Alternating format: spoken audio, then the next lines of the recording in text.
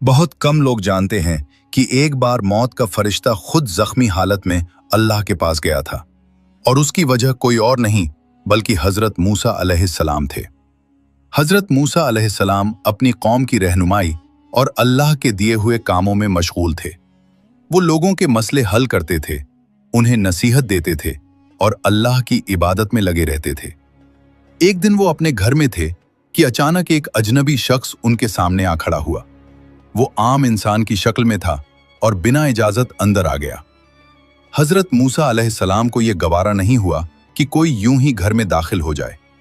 उन्होंने उस अजनबी को रोका और पूछा कि वो कौन है और क्यों आया है।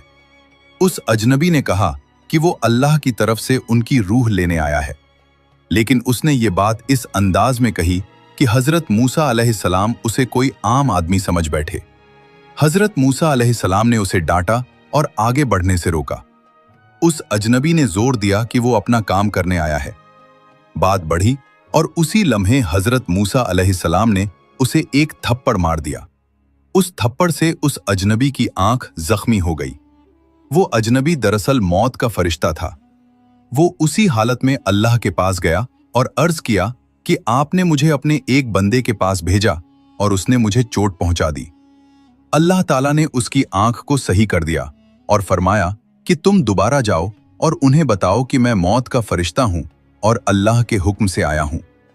फिर मौत का फरिश्ता हजरत मूसा अलैहिस्सलाम के पास लौटा। इस बार उसने अपनी पहचान साफ तौर पर बताई और अल्लाह का पैगाम सुनाया। हजरत मूसा अलैहिस्सलाम को तब एहसास हुआ कि उनसे गलती हो गई है और उन्होंने फौरन माफी मांगी।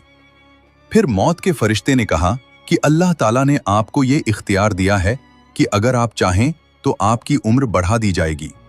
इसके लिए कहा गया कि आप एक बैल की पीठ पर अपना हाथ रखें। जितने बाल आपके हाथ के नीचे आएंगे उतने साल आपको और जिंदगी दी जाएगी। हजरत मूसा अलैहिस्सलाम ने यह सुना और पूछा कि उसके बाद क्या होगा।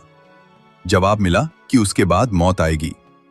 तब हजरत मूसा अलैहिस्सलाम ने फरमाया कि फिर अभी ही अल्लाह से मुलाकात बेहतर है।